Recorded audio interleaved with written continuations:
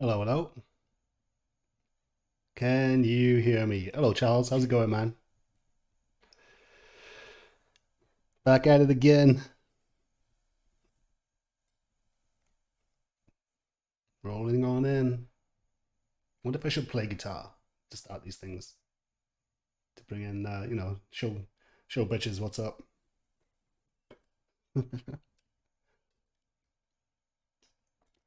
Citizen J. Metal only dies if we let it. It depends. It really, when I say metal is dead, it's relative to the scene in the relative to the scene in the public consciousness. All right. It's not like literally that it doesn't exist, obviously. I mean, but what I mean is all the bands under 25 that you see on the cover of um, Guitar World, Kerrang, whatever, if you ask 10,000 people in a mall, in an airport, in a high school, or whatever, who that band is, a tiny amount of people are going to know. Versus back in the day, early rock with, AC/DC and Queen and stuff like that, they'd all be singing their hits to you. They'd all be, even in the 80s, they'd be singing Guns N' Roses. They'd be telling you how hot Slash is, how cool the videos are. All the people, practically everybody in the mall, will be saying that. They're not going to be talking about, you know, Periphery and stuff like that. I'm sorry, but it's completely rock and metal is mostly being propped up by musicians and a lot of old fans. We're starting to age out a bit, but the old fans, statistically, according to streaming data, they are not coming to us. They're coming to new artists. They're just listening to the same old stuff. The Master of Puppets. They're listening to bands mostly from the vinyl and CD era. So rock and metal isn't dead, but we as musicians, we are in this massive bubble because we think that our live feed, the algorithm for YouTube, for Facebook, for Twitter, for everything, there's an algorithm with your name on it. And it basically tells you what color you like, what size tits you like, what's going on with your music tastes. So everything is funneled down here to you. So you're going to be seeing Gojira, you're going to be seeing uh, STL, VSTs, you're going to be seeing all sorts of stuff that are interesting to you. But you're a tiny percentage of the pie, a really tiny one. When it comes to the masses, they're going to be listening to, Bad Bunny. Their feed is going to be nothing but, you know, just mainstream stuff. And we used to be kind of on the edge of the mainstream with new metal. They couldn't shut up about it. So when I say metal and rock is dead, it's like versus what it was. And the underground now is, well, there's no underground, but the underground used to be massive, and now it's almost like it is a an equation, right? It's like a mathematical equation. Say if you have 1,000 bands, but 500 of those sound exactly like each other in a certain genre, then that's even smaller amount of interesting bands that are out there. So there's not even so even though there's lots of bands on the surface, when they all sound a lot like each other, you know, in genre wise, where you got even in things like stoner rock, right? Stoner rock, they're all using the same pedals. They're using the green amps, style amps. They're trying to do the Matt Pike thing, and they all look like now. You know those hipsters that love craft beer. You know the ones that say if you have a barbecue with them, they've always got like perfect beards with all beard oiled in, and they have a leather apron. You know what I mean? And they have mustaches tweaked up. That's what half of the fucking the goddamn the sludge and the rest of it. That's all those hipsters look like. I'm telling you, it's we're starting to become a meme. It's getting bad. Let's have a look at chat. Sorry, bit of a, you know, it's kind of why the channel is here now. It's turned from a, hey, let's listen to Tone, to me starting to go, hey, let's learn from my mistakes, because I wasted 20 years of my life. 20 years of my life doing this. And I should have been locked in a room with other animals, just pushing each other, making noise. You know the deal. All right, let's have a look. Metals only die if we let it. Just answered that. Going well, sir. How is it going? Volume much better today. That's good. I did crank it. What do I think about the Pantera reunion? I think it's gay. Well, luckily I'm gay for metal. All right, Pantera. Let's go back to a 20-year-old Owen. Maybe I was 21, something like that. I saw Pantera at their prime. We're talking just when he'd shaved his head. At a decent sized venue, but small enough for me to get past security and get on stage. I actually shared the same stage with Dime back in the day where it was okay to get up on stage. Well, not that okay. I was such a Dime fanboy, and for me to stand there thinking that this has to be a CD playing. His playing was so fucking intense and so good. And through the PA, I've actually gone back to listen to the tape of it, because there's a few straight to the desk tapes, bootlegs of that gig, and it doesn't sound anything like the experience through the PA. So the PA just moving the room and them reacting to it is what I got. Like, it's like putting an SM57 up on a monitor. It's not going to sound great, but absolutely blew Megadeth off the stage. This is top Megadeth. Well, top for some Marty Friedman era, with just, and it was no competition. Pantera killed everybody on stage, and it was a religious experience. So I jump up on stage. What I wanted to do was grab some of his picks, because he had his picks all lined up on his mic stand. I wanted to jump up, grab some picks, just like salute them, a British salute, not a WP one, and then dive off stage. That was the plan. I get up there. Something was slowing me down. I think it might have been somebody else trying to, because we're like crabs in a barrel trying to get up. And I didn't quite get to the pick. So then I started getting hounded by security. So then I just like wave to Dime and say something like, "You're the best ever," and then I dive off stage. And we're talking stage, barrier, bouncers, people. So it's a good jump, right? I dive off stage, flying through the air, my head like a shuttlecock behind me. I land squarely on 4 of the biggest fucking bouncers you've ever seen in your life. I start struggling like an idiot, because I think I'm in a pit. I don't know where the fuck I am. The adrenaline's going. So all of a sudden, I think I'm in a fight. So I'm trying to fight these dudes, and they are just trying to, because they were good Welsh, they're used to idiots, the Welsh bouncers. Half of them are rugby players. So they were grabbing me, not kicking my ass. They were kind of roughing me up a bit. And then they just threw me out. Oh, think about this, right? You're going from the most adrenaline you've ever felt in your life, on the stage with the biggest, arguably the biggest, definitely the biggest guitar legend at the time, maybe ever. I got off on the stage, dived off it, had a bit of a fracas with the bouncers, and then all of a sudden you're from that, right, to a dirty, rainy outside of this alleyway where you could hardly even hear the music. It was so surreal, because all of a sudden it was nothing but like an oral, just absolute fucking overload. And then all of a sudden I'm panting, sweating in this fucking, in the side of this venue with a couple of cats and trash bins, and I'm like, what the fuck just happened? So I find myself outside there, and I'm all like t-shirts torn and everything. So I think back in those days they had they give you a stamp, right? And the stamp was, it was reactive and a black light. So I still had the stamp on, and what I did, I went back around the front of the venue, and everyone was there was nobody there because everybody was emceeing the main events. And I go up to the woman. Thankfully, it was a woman because I could put on the old charm. And I said, "Oh, thank God for your bouncers. It was crazy in there. I was. They let me out because I thought I was going to throw up because it was so. There's such a crush. It's really rough in there.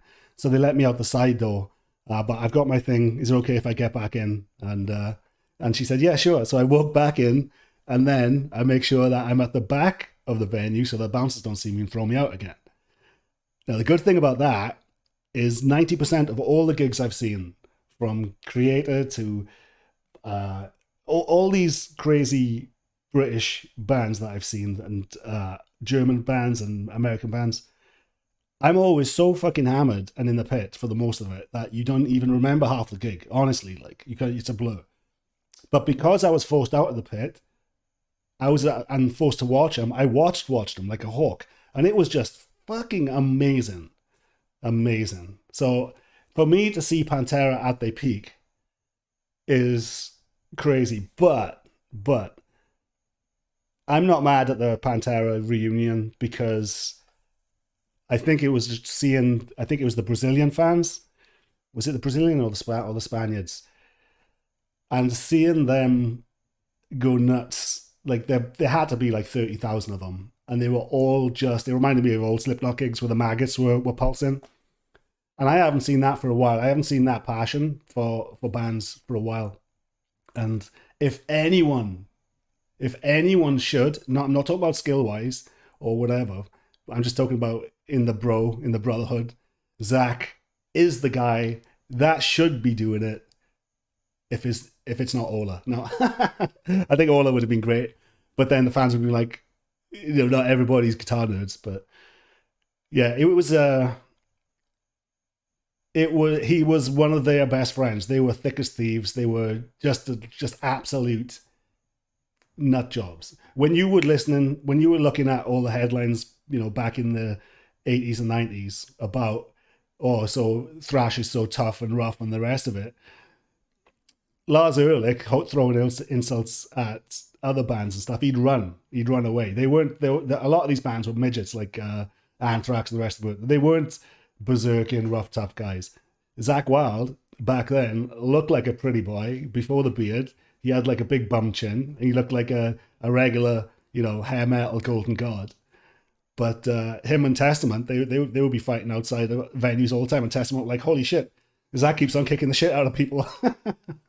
So he is a legit, genuine, is he Jersey or New York? Jersey, but I don't know where he's from, but he is a genuine. I know the stick. I know he doesn't really drive motorcycles. I know this, that, and the other about, the memes and the over the wires and the pinch squeals and the rest of it. But if anyone, it's going to be Zakk. And I made a joke about what should they call the band Pantera, and I think that they should have called it Pantera with a question mark. Pantera. I think they might have got away with that. A bit of ambiguity. So yeah, yes, I think it's good for fans because there's lots of young fans that have never seen them, and also I kind of want everybody to get paid, especially the bass player and people that it's the Abbott brothers. They raised hell. I do think they wasted time waiting for Phil. So Phil has a lot. Maybe Phil doesn't deserve this bonus, but Phil is just a typical dirty Southern boy, God bless them. They're broken addicts, and nobody's perfect, man. So that's Pantera. So that's like, what's that? The second comment I've read, and I'm going to read all the comments. So let's strap yourself in. So what do you guys think? I'm more pragmatic when it comes to this type of thing. I'm not a hero worshiper. I am really when it gets down to it, but I am a bit more pragmatic about the realism of the music industry today, And Zakk Wylde's pickup that he brought out was a piece of shit. It's just a fucking EMG. And a bad one. It's not like the old ones. All right, Pantera was always lame. Took 2 deaths for people to notice. Pantera was always lame. Versus who? All right, so I am losing old comments, so that sucks. Yeah, this. Oh, Scene Simmons, thanks for the follow, man. Let me see if I can get back to the old comments here. My chatbot does not work, so it's going to be now and then. I'm going to be having a little peek at what's going on with you guys.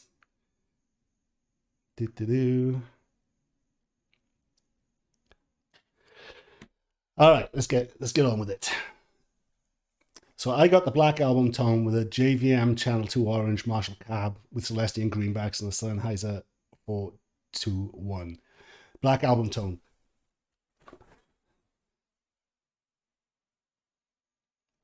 JVM, actually, I can see that. I can see, obviously not nailing it because it's very specific, but a JVM does have that hyper processed type of gain.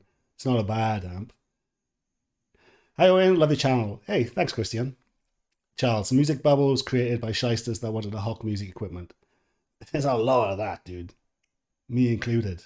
I might be selling my... I haven't had my pickups and stuff for sale for a while. I just don't like selling stuff. But maybe my pedal and my pickups will be available soon.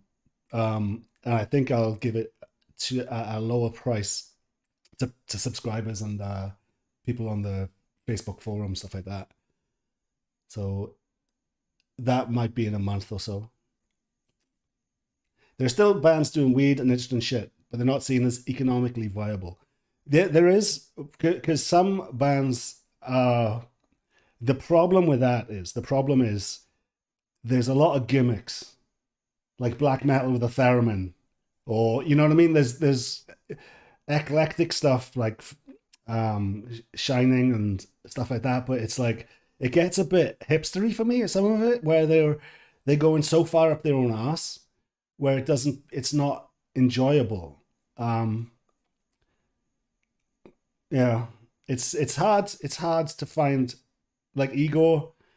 Some bands are good, but it does get a bit I don't know. I've never really believed the hype of a lot of noise art and things like that. It's a lot of it, in my opinion, is a lot of nepotism in the old days, in the 70s and 80s, when you got your stuff made. You know, a lot of them were just virtual advertisements for synth companies.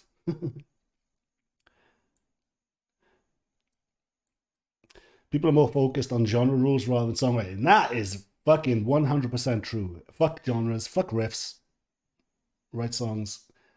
Zakk Wylde is butchering the solos. Hey man, they're fucking hard.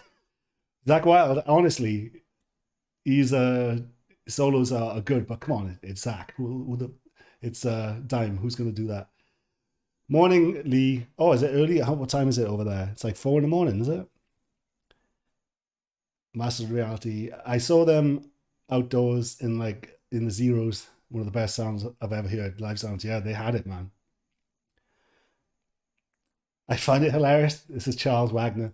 I find it hilarious to see rock and metal just laden with geriatric bands. The youngest mainstream rock and bands I've seen lately in the late 30s and early 40s. That's right.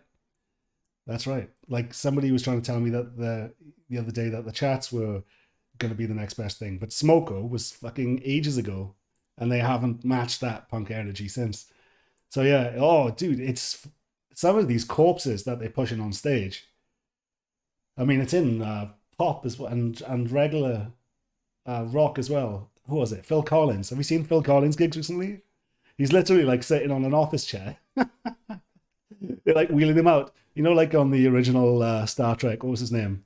Captain, the first captain, where he was all burnt and shit. Wheeling him out. Oh my god.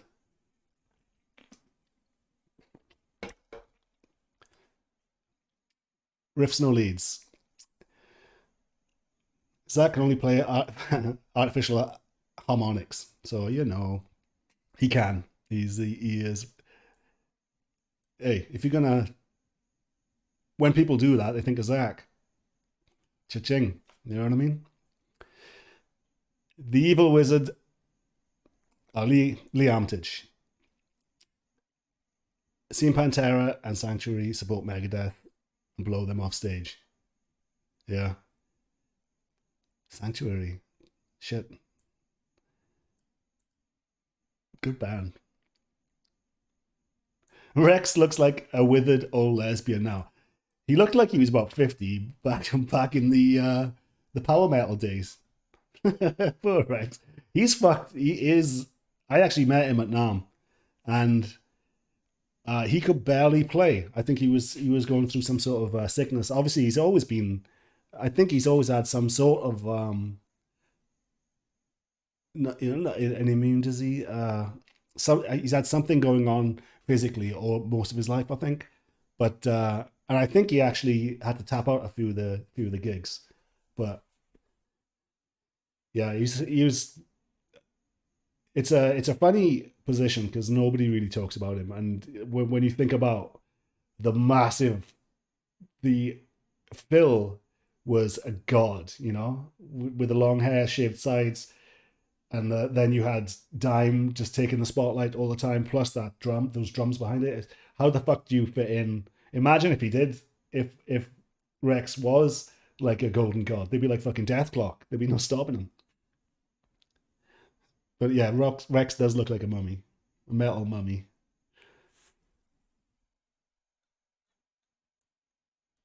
Yeah, Travis Spaulding. Rex got old, considering the life he lived. He's fortunate to do so. Very, very. They drunk enough to kill 5 bands. So sad though about fucking Dime Man. What a fucking way to go. Was it with Damage Plan? And that was a fall from grace. Just that was sad on its own. Whatever happened to the singer of Damage Plan? I should know that, being the internet's neckbeard. Metal appears to be dead. Yes, this is from Feeling Shred. But I still see metal festivals in the EU being sold out for 6 months in advance. Fucking yeah. Look at who's headlining, brother. 60 and 70-year-olds wheeling them on stage. The headliners. I'd love it. I'd love it if there was some, teenage or early 20s bands being able to bring in 60,000 people. They can't. They can't even. These bands that I've seen every year on the next big thing list, on these lists, they can't fill a theater, a fucking theater, let alone a goddamn stadium, Like, somebody took the piss out of me yesterday on my stream because I didn't, because I'm speaking of these old bands, like Code Orange was touted as one of the next big things, and he laughed at me because I didn't think Code Orange was going to be the next big thing. And I'm gonna look at you, okay? I'm gonna bring the microphone in. The Who, Guns N' Roses, Iron Maiden, Queen, AC/DC, Code Orange. Are you in a fucking... How thick is that bubble? I'm gonna pop my microphone, you fucking idiots. Rock and metal is dead, and you think that, like, Code Orange, some fucking copycat new metal band, is gonna save the day? I get it, you like it, and you might have just discovered it. You might be a young metalhead, and then it would blow your mind if you've never heard new metal before. But come on, bro. Come to Old Gibbsy. Come to Circle of Tone. Just hang around for a bit, okay? I was like you once upon a time, thinking that XYZ was going to be the next big thing, and they were in my tiny black little heart. Fucking Code Orange. Come on now. They can't fill a theater. In fact, I think they're on tour right now. I think they are playing clubs. All right.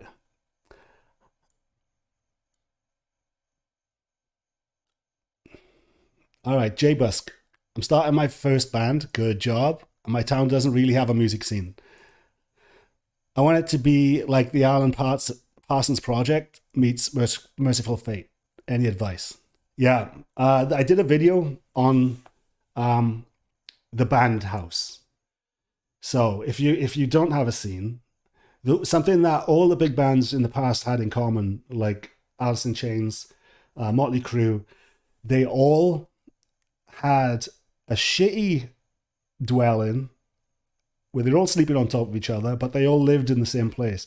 If you can find a place to rent with you, if your band's going to be, you know,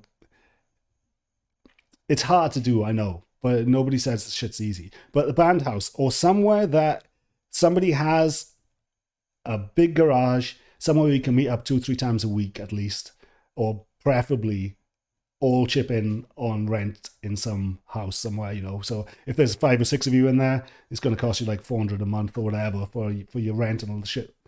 That is how you should start thinking. Think of it as more of a life thing rather than a I'm thinking of getting a band together. Because you obviously for that you've got to absolutely love it and you've got to live it and you've got to breathe it.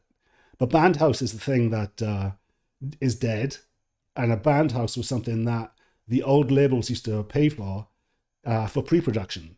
So the Cults had like a bed and breakfast that they stayed at that happened to have a mini recording studio in there, and a lot of like I think it was the Electric album. A lot of that was just a tape full of riffs. Or was it Electric or was it Love? A tape full of riffs. And a producer, this is something that I want to do. A pre-production producer helped them in this little bed and breakfast place put all these riffs into songs. And so you need other people, not just you, with a click track, writing songs and adding tracks and then adding the bass. And then that needs to be your sketch pad. You bring that sketch pad to other people, other band members, and talk about it and work on it and just grind, you know. And you have to have a place to grind, you know. And a band house, it could be, say if you have everybody's bass player is always in their 30s or 40s, right? A lot of these bass players actually have a life, a money, income, and a house. If you go to their house and they've got a spare room, that's where you start going, hey, if I help you, if I clean all this out, and if I help you have a garage sale, sell this, that, and the other, and we pile a log here and here, do you think we could start practicing here now and then? And we can bring in a little laptop to record our sessions and, you know, that type of thing. It doesn't have to start off where you all sign off on a mortgage together, you know? But yeah, that's my, if I was starting off again, that's what I'd do. And on the subject of the pre-production, what I would like to do is to buy a large property and have a studio, a rehearsal room, and say about 4 extra bedrooms. And then I would like to be a pre-production producer. So say if Sony had, but it's not going to happen anymore because guitar's dead and the labels aren't spending money on them. I could be the guy that your fledgling band comes to with a few riffs and an alcohol problem, and I could be the babysitter, coaxing the songs out of them, getting the bones of the track down until we have a cohesive album of demos. Because, you know, the old albums in the 70s and 80s and 90s, they were all done in demo before, until the band gets big and then they get lazy. So I think I would be a really good pre-production father figure producer, because I've been through it all. You know what I mean? When it comes to the band, the girlfriends, the drug addictions, the pathetic singers. So I think I would be a good, I don't know, bouncer for bands to get their asses in check. I think I'd be good at that. And if Sony could pay me money to do that, you know, then they could use my house as like a hotel and that type of thing. So I think that was what I wanted to do for a long time. But since guitar is dead, I'm just obviously, you know, I'm not exactly the EDM king, which is, I think that would be good. Anyway.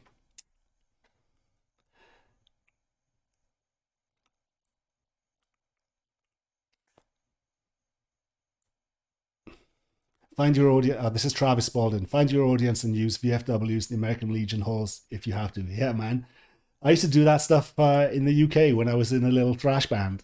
We'd be playing working men's clubs and stuff, and they had seen it all. They'd been through the punk, and then they saw the thrash coming through, and they're like, all right, you won't believe how fucking cool some of these working men's clubs are to young kids. It's you'd be surprised. But since those days, there's a lot of noise ordinance laws. There's a lot of age restrictions because if liquor's being served, they're not going to like anybody under 18 being in there. So, and that is not to keep the kids safe.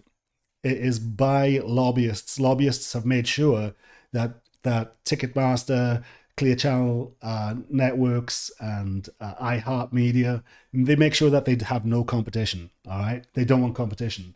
So what these sneaky bastards do, because they own everything, they own politicians, BlackRock and who else, Vanguard and Citi, people like that. They earn a large percentage of practically everything. All right, including venues, including arenas. And what these sneaky bastards do is that downtown, they make sure that the noise ordinance laws, that they have these complaining old women in, say, the Sun newspaper saying, oh, it's so noisy downtown anymore, I can't stand it, all these things. They get noise ordinance laws to shut people down. They get liquor licenses that are really expensive to maintain. They make sure that imagine moshing now, where the amount of liability coverage you'll need as a club owner. Imagine how much that's going to cost you. They make sure that there's so much red tape when it comes to scenes that they starve out all competition, even to do if you want to be a cover band. Record labels are coming around to bars and clubs and saying, you owe us $15,000 because last year they have spies out there saying that you were doing Stone Temple Pilots this night, this, that, and these are, Warner Brother Group assets, and you didn't pay for a license, XY license. That is how bad it's getting. So that's part of the reason why rock and metal is dead, is because corporatism has choked out all competition. So there's no sketchy, seedy bars downtown that all these punk bands, all these rock bands, all these old blues artists used to cut their teeth at. Now it's just, and what's happened because of that? Because they've got what they wanted, right? Ticketmaster, everybody, they got what they wanted. What's happened now? $2,000 tickets. They have no competition. So look at poor bastard. My daughter is 3 years old. Imagine how, if she was a Taylor Swift fan, how much pressure that will put on me to pay through the nose to get her tickets for that. That's how much of a monopoly there is. There's no competition. You'd swear there's only like 10, with all the music artists that are out there, you'd swear there's only 10 people in media these days. You know what I mean? It's crazy. So yeah, that's part of the parcel why metal is dead. It's because of corporatism. Sucks, man. All right, Cynic was my favorite live gig. Saw them 2010. 2010, was that just when he came out as being one of the gays? I love Cynic. Cynic, funnily enough, I didn't, even though I was into the technical stuff and the rest of it, something rubbed me the wrong way with Cynic. And I think it was because I remember, because I was such a little shit, I remember thinking that they copied somebody else, and I couldn't remember who it was. And I thought they were, even though they were groundbreaking themselves, there was something about Cynic that I think maybe it was lack of absolute anthems. Maybe that's what it was. I don't know. Cynic, fantastic though, good band. But when it comes to the being up here, for me they weren't. Dime is turning in his grave. Yeah. I wonder what the alcohol content is of the earth that's over his grave. You know what I mean? How many black tooth? I wonder if the grass is black with black tooth grins. People going there and giving him a sip, a little sippy sip. One for my homie. Honestly, Dime was a really, really good friend of Zach. I don't think he would have minded.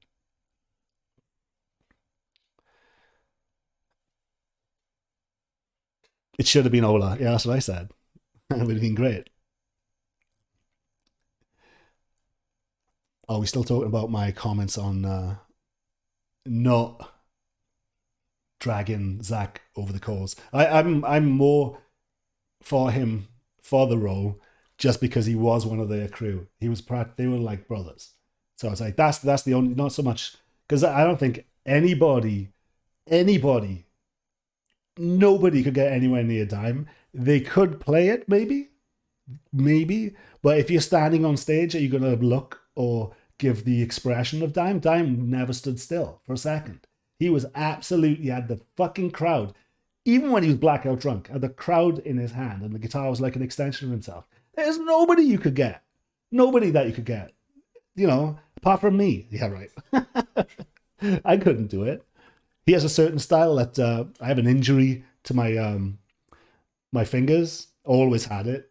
It's like a defect. So I can't play a certain way that he plays because I can't put my finger on the bottom of the neck for his legato-y stuff. But that's the only reason why I am not Dime, right? So Unsane in a little dive bar in 2012, something like that, with 40 people there, and moshed my ass off. No spills. Way cooler than 1,000+ audience gigs live that I've been to. Yeah, you can't beat that. The best small venue experience I ever had, and now I'm showing off a bit now. Sepultura, they did a secret gig under the name of, was it World Famine or something? What the hell? They called themselves something different instead of them, because what happened is that they had a big tour. I think that tour might have been with Megadeth as well. I can't remember. But it was just after Roots, maybe. I think it was maybe while Roots was coming out, maybe. Or was it just before? I think it was just before. And so they were at their peak, and they did a practice gig in a bar. Go whatever bar is closest to you right now. That is the size of the bar. Regular fucking mom and pop, normal bar. No, like the stage was a step. So I got to see Sepultura in a secret gig pre-tour. So they were practicing for their tour, and Andreas had his arm with all fucking. He looked like Kerry King, only the pins were actually going through his arm because he'd broken his arm. I think he did it. They all do it skateboarding. I wonder how he broke his arm. Because every time James broke his arm, he was skateboarding or whatever. But Andreas Kisser had a broken arm at the time. I remember that. And I drank with the band before they came on, and I've never seen a band drink so much vodka.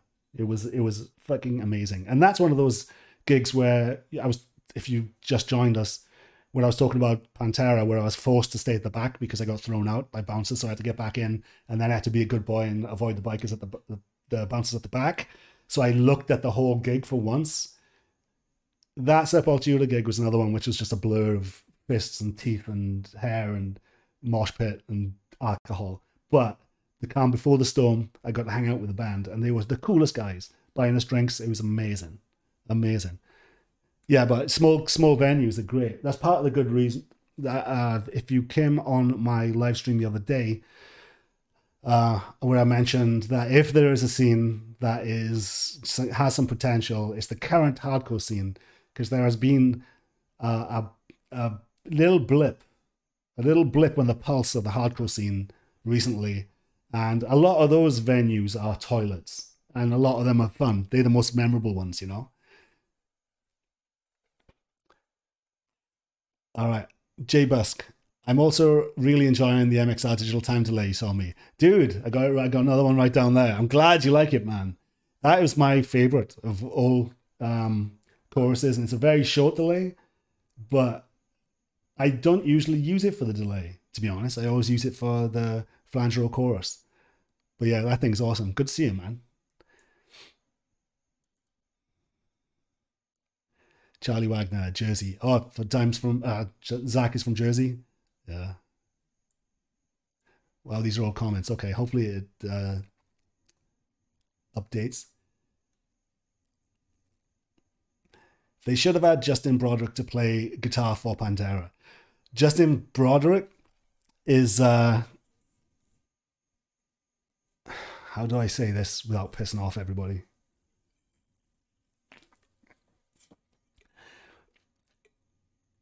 His recent albums, doing after he left to say Vanilla Sausage, right? If you can be the king of thrash, speed metal, modern metal, Vanilla Sausages, he's the king. Fucking, I have never heard such good riffs go to waste on a fucking soulless DAW blending in with the rest of the fucking people, but his riffs are fucking good. He's amazing, but I honestly think he's never captured that oomph of when it comes to production. I don't think he's ever been given anything that's been tasty and interesting when it comes to the sound. His playing is amazing. His riff writing is fucking really underrated. But yeah. Storage unit rehearsals, hell yeah, that's what the whole Florida death metal scene was. And I've done that too. I've rehearsed in storage units in Florida. Holy fuck. You want to lose some weight, bro. Phil wanted to have clout in extreme metal. Phil Anselmo. I think he was kind of a I Hate God, more of a the sludgy. He was. Yeah, I guess that's a fair point. I think Phil maybe was trying to make up for the glam past. You know, he's trying to be hardcore. Travis Spaulding. Phil is such an extreme, such ass at extreme anything. Anyone else like A7, Avenged Sevenfold? I can see why people hated it, but it's way more interesting than most modern metal. Yeah, I think their level of success is on par with their music. So they are one of the biggest right now, and at least you can take some pointers from them if you don't like them. I've Backcountry. It's a jam. It's the drums, and I'm not sure what the drums are. It sounds really like machine gunny sampled, but is obviously played as well because people go on so much about the drummer. But what they get is hooks, a bit of pageantry, and sing-along choruses. Oh, look at that, But all the extreme musicians online, all the technical ones, they scoff at them. Why? Because they know how to write a fucking chorus? Grow up.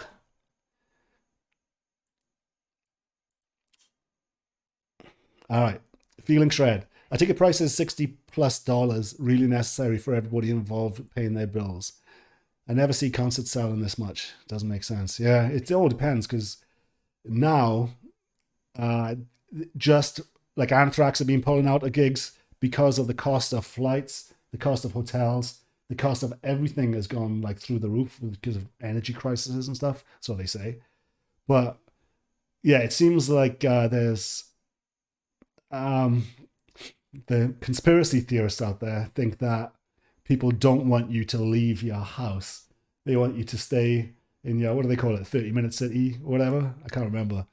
But they want you to stay in the house. They want you to consume your phone, eat your bugs, and don't do anything apart from keep hitting subscribe and buying this off Amazon and that type of thing, And they fucking sometimes, right? I complain about corporatism all the time. And sometimes you just got to take your fucking hat off. Sometimes you just got to give them a slow clap. They're fucking good at this, man. They're good at making the poor point at the poor for their problems, if you're on the right or the left, because you're going to be pointing at a blue head, fucking they on one side, and they're going to be pointing at, a Bible bashing whatever on the other, and they're not pointing at BlackRock. They're not pointing at Citibank. They're not pointing at TurboTax, who writes all your legislation to make it stop you from getting a simple tax form. You're not pointing at them. You're pointing at this poor, pointing at the poor. They're fucking good at it, man. So, somebody, going on a slight rant, right? Somebody was talking, obviously when black metal comes up, Varg always pops up, right? And I said that I think, I didn't want to talk about Varg because I honestly think it's his view on politics is kind of student level, I said at the time. And somebody took umbrage with that with me, and I'm like, what Varg doesn't realize, to win his battle, he needs to get with the left. The right needs to get with the left to fight a common enemy, corporatism. You know what I mean? Fighting each other that's gone on for fucking the past 100 years. And Scots know that. That's why if you start a yellow vest or the trucker thing in Canada, they're all calling them, the media's calling them Nazis and everything, because they don't want that to happen. They don't want the regular people to get together. So that if you're a yellow vest, all of a sudden you're problematic and, white power. Okay. But yeah, think of this, right? Think of how satisfied you would, say if you're on the right. Think of how annoying some of the left can be. They always, politics always zooms in on the lunatic fringe, right? To paint, because that's like 0.01% of what the actual left is like, and the same with the right, where they zoom in on the lunatic fringe on the right. Okay, think of how annoying the lunatic fringe is on the left, where they just get on the microphone at teacher conferences, and they got their green hair, and I don't know why all the trans are super fat, but they seem to be, fat chick, green hair, fishnets on, screaming into the microphone for about 10 minutes because that is my pain, because you won't listen to me, so I want you to listen to my pain, right? Imagine how satisfying it will be to have that weapon, right? Say if you see Hillary Clinton and Mitt Romney dining, high-fiving each other like WWE characters because they're the same person, right? They're dining. Imagine how satisfying it will be to grab that trans they, right? And point it at that table and get her to scream at them for non-stop when they're in public. Imagine how powerful, how satisfying that will be if you're on the right. They're powerful allies, man. And then imagine how satisfying it will be for you to get bullied, and then all of a sudden the right will come to your aid with guns. You need each other, bro. We need, the left needs to get with the right to fight a common enemy, which is lobbyists, donors, and corporatists. And then after that, the dust is settled, then we can work on utopia with divisive issues that are being used to make us fight. Anyway. I can't become president of America because I'm not American.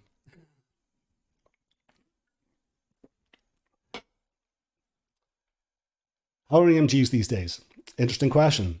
EMGs I highly recommend EMGs before the battery clips. Not before the battery clips, before the quick connects.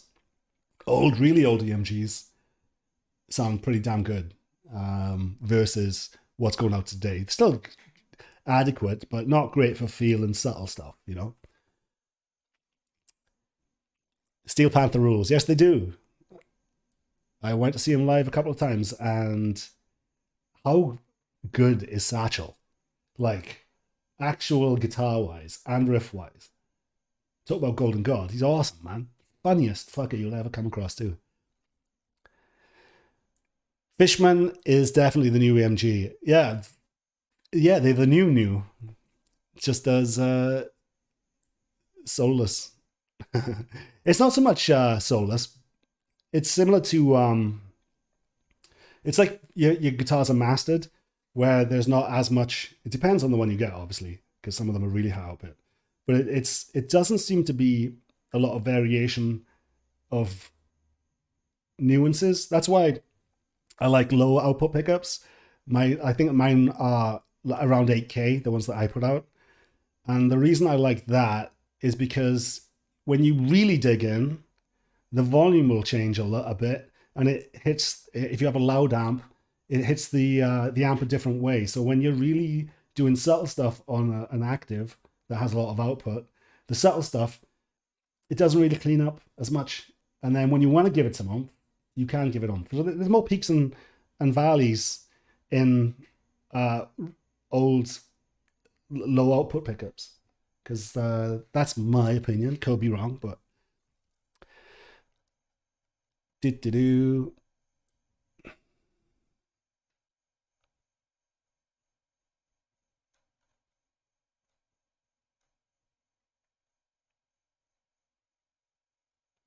Just have a look at you guys chops in.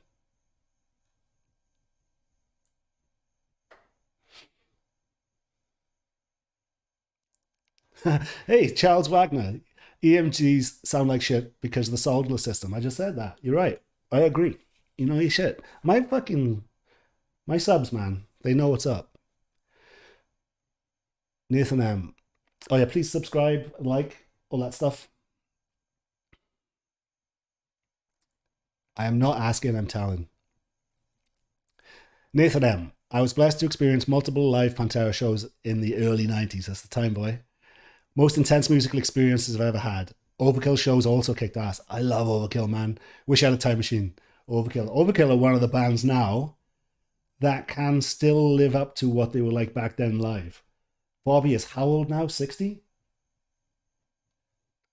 Absolute. The last time I saw Bobby, we were playing down. They were playing down in the South Florida, like going down. Is it the Masquerade? And I saw him shuffling towards the bus, holding his face because he stage dived and like busted his nose. His nose was all fucked and everything, and he's in his 50s, late 50s, jumping off stage into a good pit, you know. And I like it. I love Overkill, man. Well, I'm actually the current guitarist, Dave Linsk. He's a good friend of mine. He's actually taught me a lot about tone too. He's a mentor, if you will. Good fucking guy.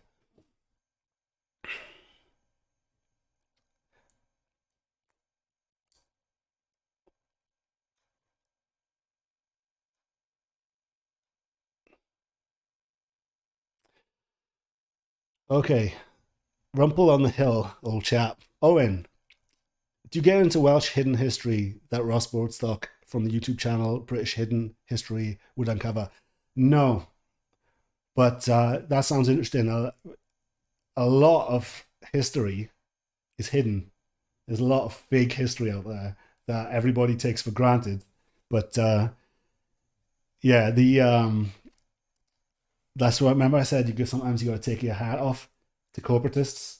You know, to these old families. Sometimes they are sly old dogs, man. You gotta watch your back.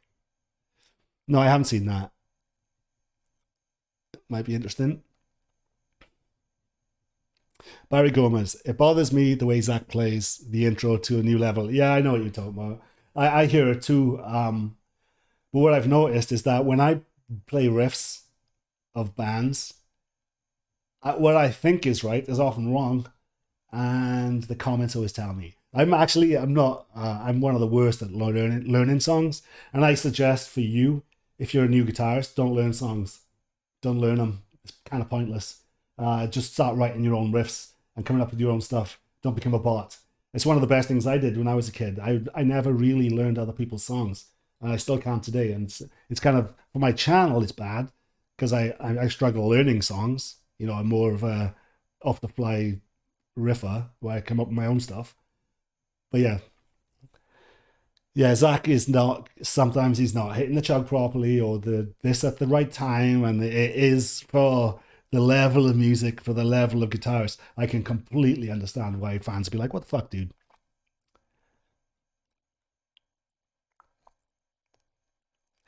Code Orange looked like they were going to be the next big thing. Then COVID derailed their last album cycle. You can't keep a good band down. You can't keep a good band down. If there's an amazing album, that's it. You know, you can't. There's no excuses. You know. So are they that good? Is what I'm trying to say. Rumple on the Hill, old chap. Do modern rock metal bands look like rock stars or fat out of shape fans? is is woke bullshit killing entertainment? Well, what it is with I I got a comment yesterday, and it kind of annoys me sometimes. But then the guy apologized later on, saying, "Okay, I was drunk, I didn't watch." But somebody said, because the title is Rock and Metal is Dead. So then somebody said somebody commented it's neckbeards like you that killed rock and metal. Listen, bitch. I literally pointed at myself on the stream and said it's my fault. It was guitar nerds like me with the DAW finding out how to sound like ABC, learning how to use the DAW, learning how to use vintage 30s, SM57 like a fucking bot. I literally said it's my fault. It's out that we were the guitarists ruined rock and metal. Because we were so fucking riffs and riffs and riffs, mids and mids and mids. Gotta be tight, gotta be this, gotta be that. You're not thinking about the song. You're not thinking about the lyrics. You're not thinking about choruses. It's all about how can I blow you away with my tone and my playing, And it's not even blow you with the whole package, because then we look like fucking potatoes. So we're not going to get anybody, no like hero golden god shit either. So that's part of the problem. Like guitar, I know it's bad because you're all guitarists in my chat. Most of you are. So we need self-reflection. Think of No One Knows, right? The song. Is that a classic riff? No. When the bass comes in and the snappy drums and his vocals, no one knows. That is the whole fucking song, is the big driving aspect of it. Fuck riffs, man. That's a weak riff on its own. There's the good bit at the end. That's a good simple riff, right? But they end with that, and then you can let your guitar, your swagger shine. You know what I mean? It's the song that's missing. The whole thing. Think of how Moorish that song is. How much people love listening to it, and it's not because of the riffs. It's not because of the guitars. The bass was. I'm actually gutted that bass player decided to slap his bitch up, because that was a great combo. Their two tones mixing. Since then, they've gone a little bit more vanilla when it comes to bass with Queens of the Stone Age. But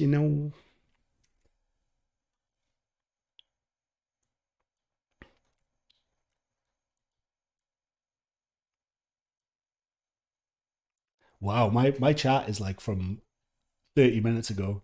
I've got the old shit. I'm sorry. I'll look through all the chat even after the stream, because I do like to hear from you guys. But my chat bot is just broken. I'll refresh it after this. This is Feeling Shred. As a 34-year-old, I can say that this is tough for new bands to even appear this day and age. Apartment life, gentrification, yeah. And you said while I'm talking about this, it's mostly excuses. And it's nobody said it'd be easy. Today it's harder than ever, especially because the labels won't spend money on you. And to be honest, a lot of the reason that bands make it with the labels, it's not because they're on a label. It's because they label pays other people to tell you that you should like them. That's where the money is, in the distribution and the hype. So a lot of say Drake, right? Drake, he's a Disney kid. He's not a hardcore rapper. He's a kid from Canada that was on the Disney. He's a Disney, doing all that shit.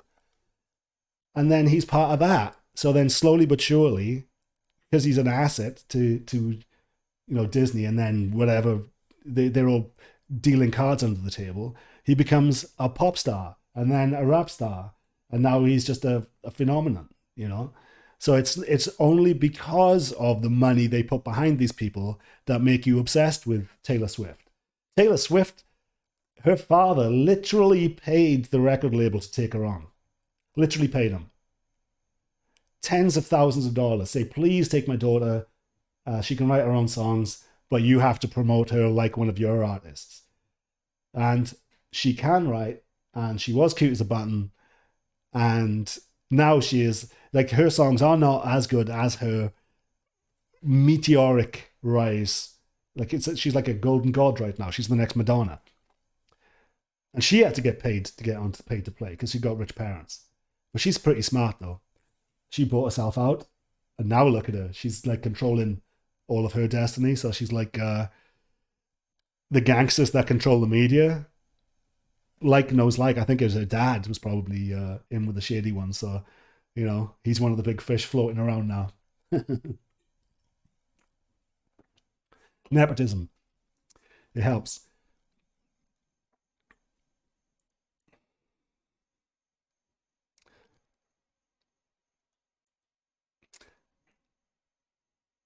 All right, I'm going to refresh chat. Let's see where we go. That sucks that chat dies because there's like, I'm not even sure. Am I still online? Can somebody say hello in the chat? See if it pops up.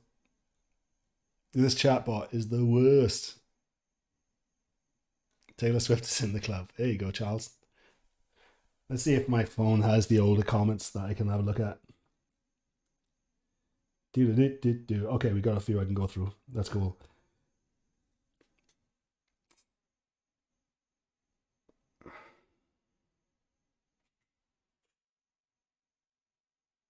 Cascade Explorer, thanks for the super chat, man.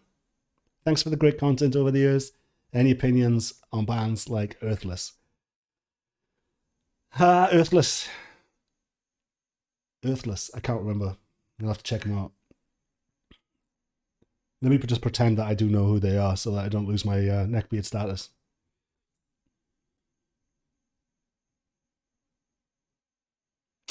Feeling Shred. Oh my fucking god, thank you for the reality check. It's very important with what you're doing. Nobody talks about this. You were welcome, man.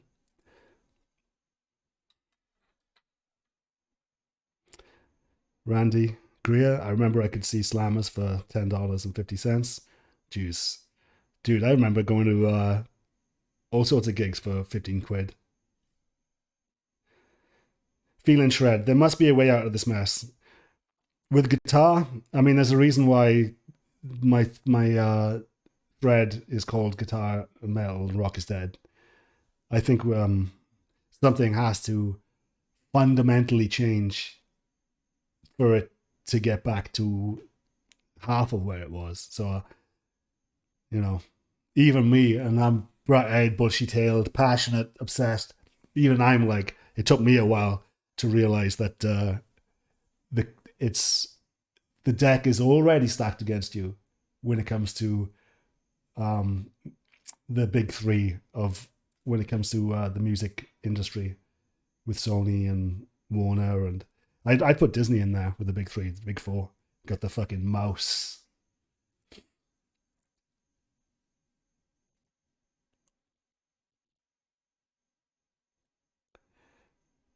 Not to derail, but have you been watching Charles Bennett fighting? Of course, I've been watching Charles Bennett fighting in Bare Knuckle FC.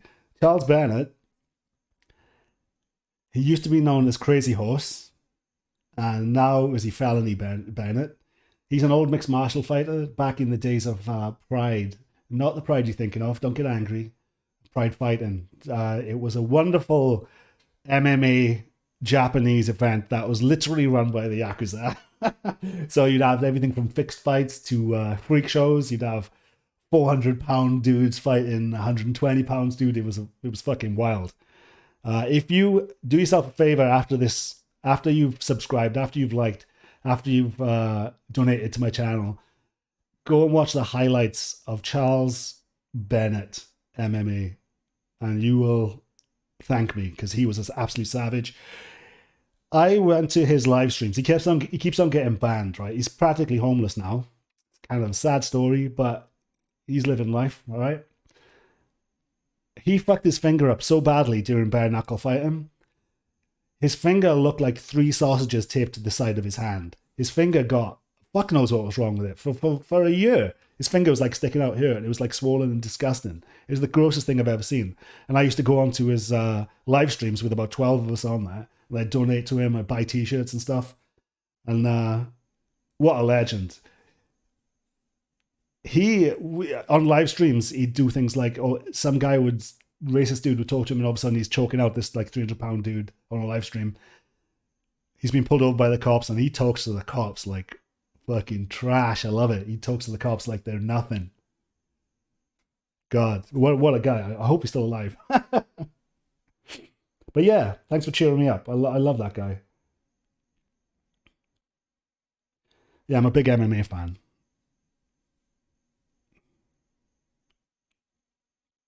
Third World Posse, that's it. Yeah, Third World Posse was the Sepultura gig I was talking about. Secret gig.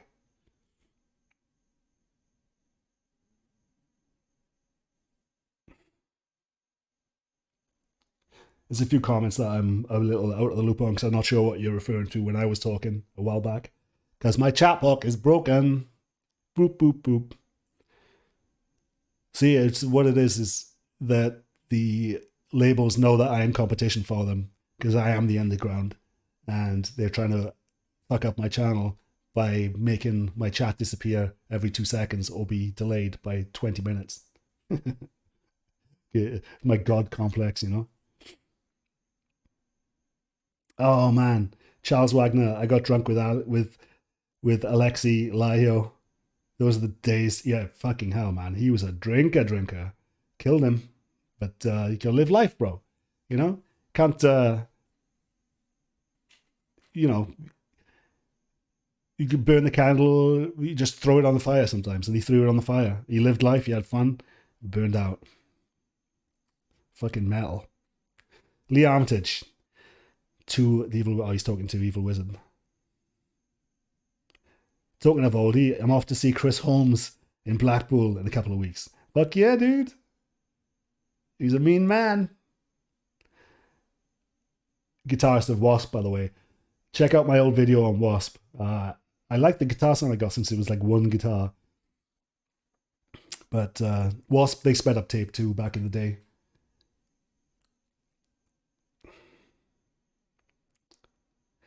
So Rally, VW. What do I think of the band Immortal?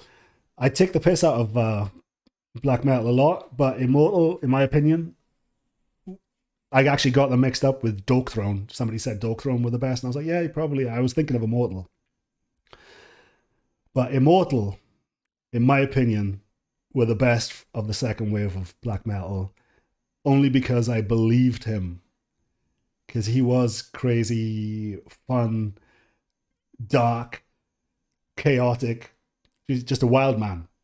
I believe Abbott when it comes to being true and punk. You know what I mean? The ethos. I believe him when it comes to his music, and he was fucking good, man.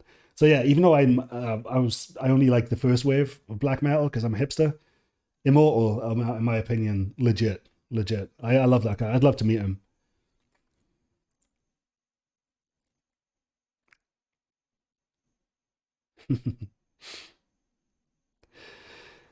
Hey, Adonis Paradise, how you going, man?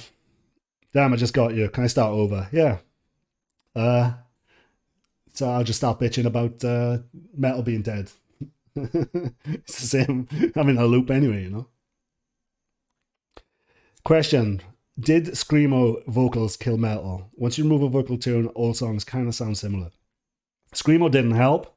Screamo really, uh, with the early Screamo, they actually had some banging choruses in between the yeah yeah. I think the yeah yeah yeah yeah helped kill it.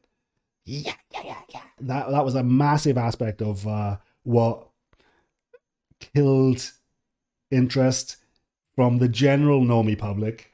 You know, apart from so you had the grindcore doing the grunts and the pig squeals and the rest of it, but then the screamo, the more the ah type of style. But it didn't help, did it? Because we went from new metal, which was the last big guitar based heavy movement that everybody that normies were into, and screamo and emo started just taking it. Emo was up here, and then screamo took it down a bit more, and then more goths started coming in, and just metal started just going away. And it was just after that girls completely left the chat when it came to metal. The emo girls and screamo girls were the last. Now there's a little bit of a blip happening because new metal is seeing a resurgence, and so a lot of people are into, you know, like 10 years ago there was a big 80s phase with kids, well 5 years ago actually, because they were reliving the ABBA and stuff like that, but now they've moved on to new metal. So the Zoomers are digging the new metal, hence Code Orange. Rock and metal isn't dead, rock stars are dead. It's kind of the same thing. 15-minute cities, lol. Yeah, I was talking about those. Adonis, I've been getting good results not playing drums to a click. Yeah, I agree. Eats the bugs, sleep in the pods. The carbon they want to eliminate is you. Klaus Schwab. Gen Z is leading the Great Resignation. As part of it is with part of it is playing the game a little bit. They're blaming Gen Z a little bit for being quitters. There was a lot of loans that were given out over COVID regarding compensation for workers, and a lot of companies are pretending they're hiring and they're not, just so they don't have to pay off these old COVID loans. So there's a lot of shenanigans going on when it comes to blaming current crop of teenagers for not wanting to work. But you have the reality of inflation. It's this fake inflation, because we don't have to be here right now when it comes to our energy crisis and our networks being jammed up. But yeah, don't blame everything on the new generation or the old generation. The old generation thinks that it was the boomers that ruined society. You know what I mean? When technically it was, but it was boomers like Clinton, like Reagan, what they did, especially Clinton, Bill Clinton. He lifted the velvet credit rope, all right? Where the housing crisis was caused by no money down, no credit checks, everybody gets to own a house. So now that everybody gets to own a house, right? They did the same with education. Now that everybody can afford to buy the house on the street, everybody can bid on a house, and it drives the price of the house up. So that's what caused the bubble. You know, slowly but surely, housing prices and the slack lending killed it. Just like the reason why college is so expensive now is because everybody can afford to get college. So then the college price seats are limited so that they can charge whatever they want. Same thing happened there. So the people blaming the boomers, I guess technically the boomers voted in these corporatist fucking fake ass gangster shills.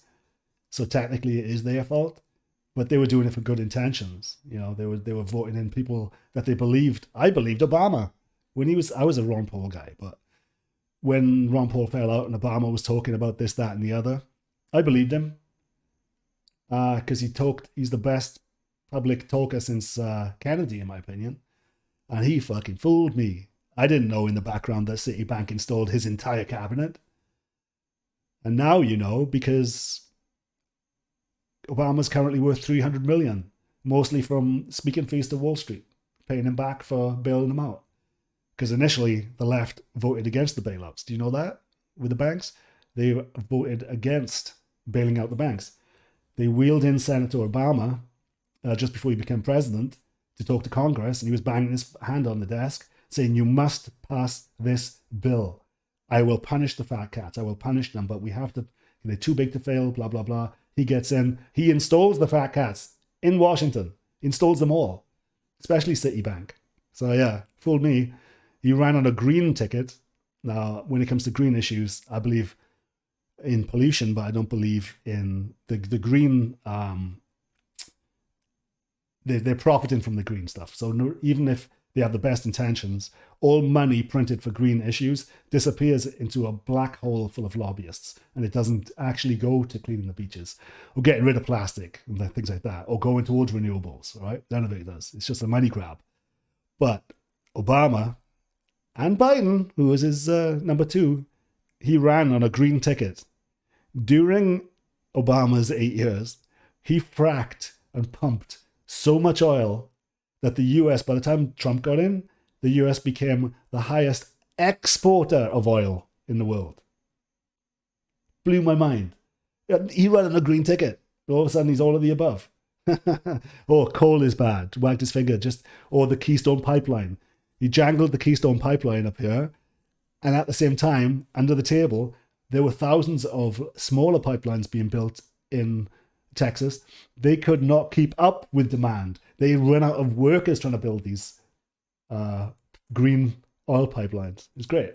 So, like I say, sometimes you got to take your fucking hat off, and sometimes you got to clap at how good they are at pulling the wool over your eyes. Because I believed Obama when he was talking.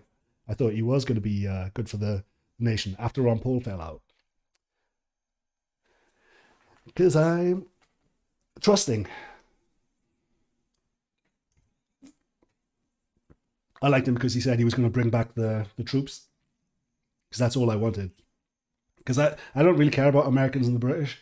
Because we've got it relatively good. But it was a million innocent Muslims killed in the Middle East. Most of the people killed were not terrorists. They were just regular families, women and kids, getting their infrastructure blown up. You know, completely innocent. Don't even know politics is going on. Don't even have a newspaper, and they're getting blown up. It's like, fucked, man, over lies.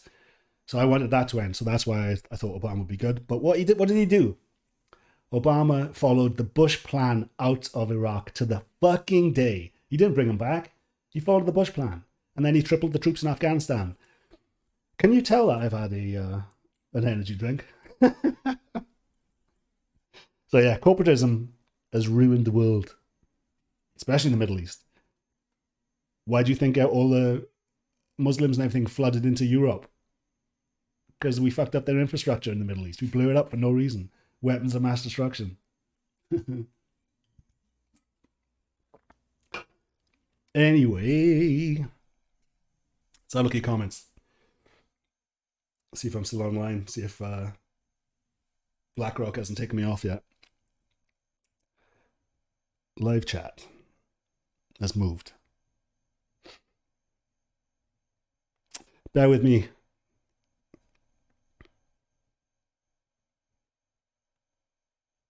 So talk among yourselves. Maybe hit that like button. Hit that subscribe. If you like what I'm chopsing about.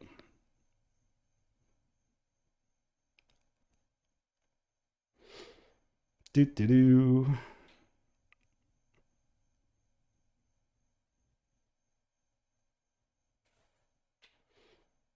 All right, chat is back. Jesus Christ, this. I pay for YouTube, right? I pay for the premium. I pay for streaming software. I thought if I'm going to do it, I'm going to try and do it properly. The level of fucking service of these piece of shit apps. I mean, oh my god. Can AI please sort this fucking software out for me? All right. Benny Bonilla. You do hear that a lot. Some of the bands came from money. Not to say they aren't talented musicians. There's an interview with Steve DiGiorio. However you spell it. Yeah, I know, right? I just had struggled. And he said he used to smoke weed with Shane Reinhardt in his lake house growing up. Yeah, there's a lot of nepotism. Where's my nepotism? My dad was in Badfinger. You know what happened? Why I'm not getting into nepotism? Because the mafia literally ripped off my dad's band for millions of dollars. So we fell foul of that. So if you have an hour later on, check out Behind the Music Badfinger. And my dad was the drummer. They call it the big rock and roll scandal, bigger than the Sex Pistols.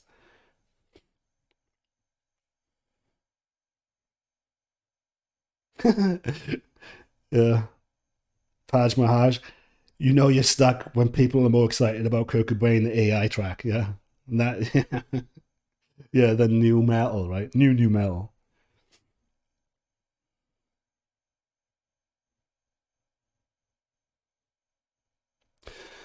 Metal needs to be dangerous again, like hip hop is right now. I agree. How fucking lame has rock and metal got? How terrified is it of upsetting people and being sexy or being, saying bad words?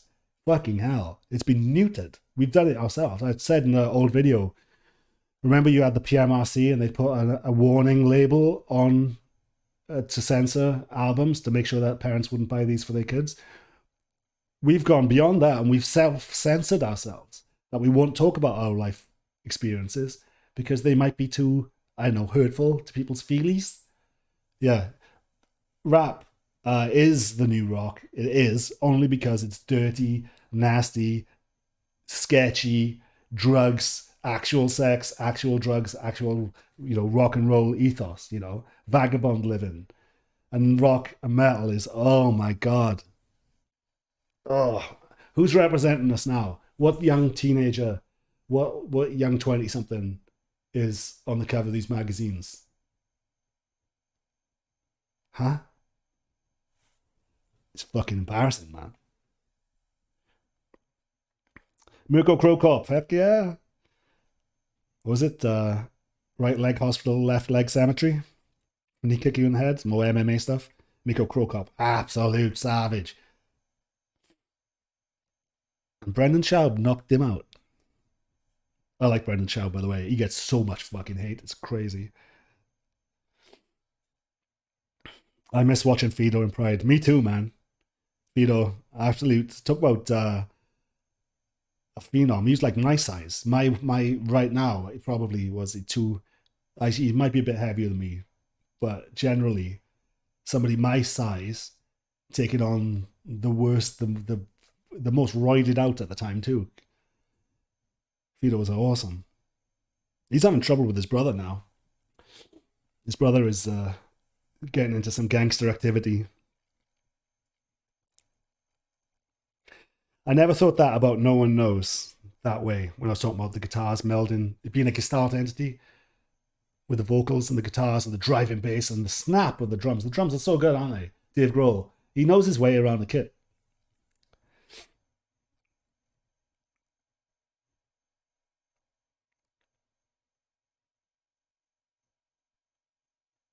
Yeah, Devin McLean, you make a good point about hardcore.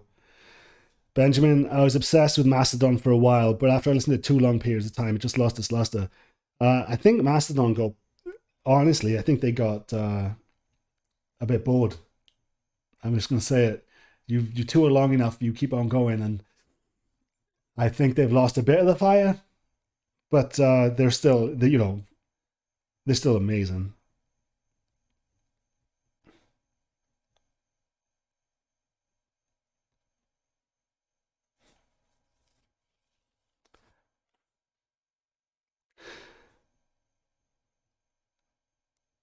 Benicio, or was it Vincenzo Napoli?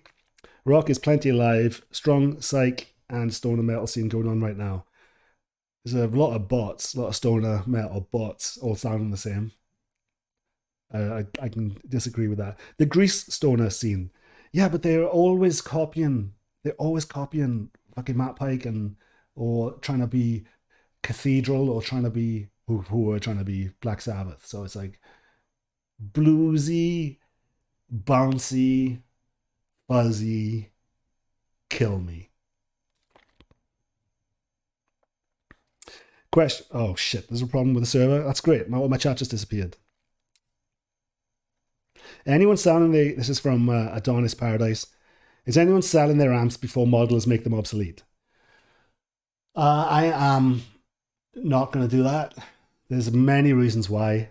Um, the main reason that I have a theory on why most guitarists went to modelers, because most of them were like DAW nerds. A lot of them were the bots, and what comes with these rooms, these bedroom studios, nobody could crank their amps because the wife, the neighbors, and everything will complain. So they don't even know. They don't even know what a loud amp sounds like. That's why the modelers are kicking in. So it's like if you've never felt it, if you've never heard the bloom and the surprises and the feedback out of nowhere and the flatter and the wow and the speakers and the if you've never heard that, you're not going to know that VST is going to be is nauseating over an album. You're going to think that's the norm. So my advice to you guys is sell all of your gear, sell all of it, hold on to one little practice thing, keep that money in the bank, and then I'd say a big crunch is coming in about a year, and then all of a sudden you're going to be able to buy all sorts of nice vintage Marshalls for next to nothing because people won't be able to pay their rent, and they're going to be selling all the good shit. So that's what I would do. That's maybe what I'm selling a lot of my stuff right now because the dream. Remember, if you were early here, I was going to start up my own pre-production studio. That was going to be my plan, so that's why I was collecting gear. But now I don't think I'm like guitar is dead, metal is dead. So why would I invest in a dying media, a dying genre? So I'm selling a lot of my stuff, but I'm going to make sure that I have the basics. I think I know enough learning from the channel. I know a handful of guitars, amps, pickups, and pedals where I can pretty much get every tone under the sun that I want, from uh, sparkly cleans to the dirtiest of downtuned shittiness. I know how to get it just from experience. So I think I can sell my stuff without selling myself short if I want a certain tone. But when it comes to VST amps, they're still not there. And check out my older videos on VST. I've done a video on VST on why VST. You've literally got hundreds of thousands of musicians using VST software right now. Hundreds of thousands, millions probably of guitarists using VSTs. Where's all this awesome music? Guys, you're all using it. Where is it? Where are these massive breakout hits? Can you hear them? In the 80s and 70s and 90s, we were using regular amps. Only about 800 bands had access to multi-track recording in the 70s. And all these massive, beautiful albums came out. Statistically, millions of people now have these studios. Where's all this music? Is it because VST amps sound good for 1 second and then it all sounds the same for the entire album? I think so.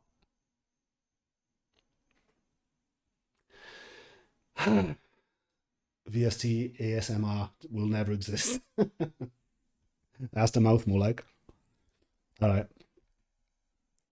I am starting to get a bit tired, so if there are, I think there's a lot of questions I'm not going to answer. So let's spin through them. Let's do a spin, a fast spin class.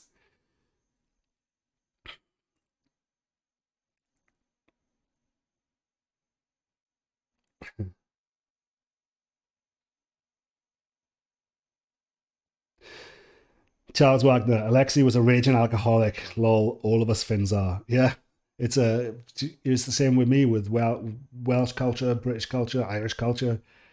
There's a lot of boozing. Because what else are you going to do? You know?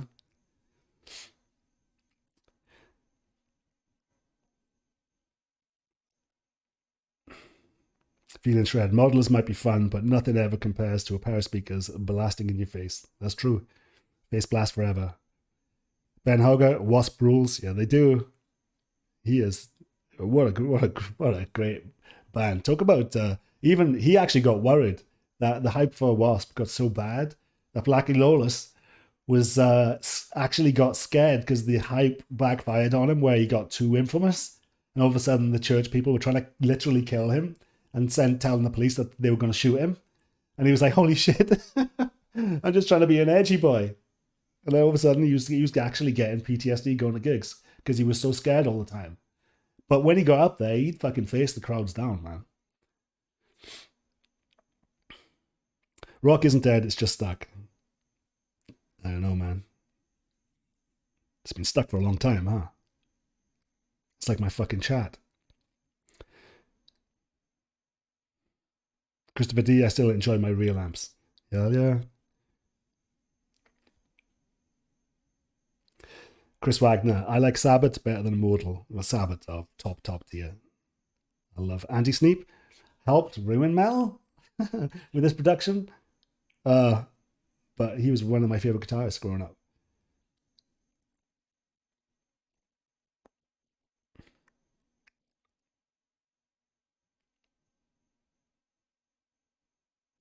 Abbott the goat from Simple.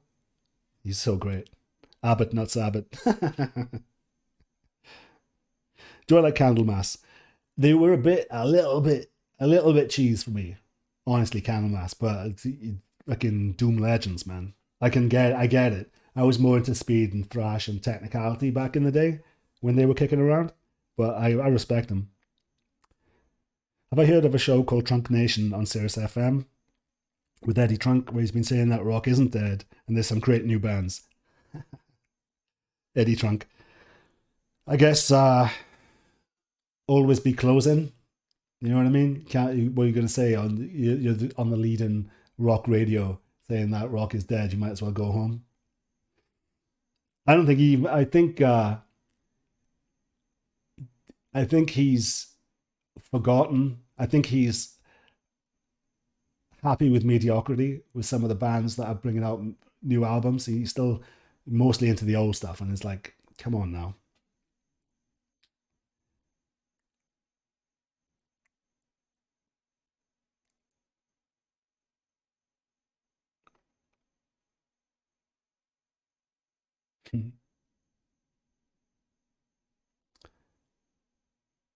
Randy Greer, neoliberalism, liberalism.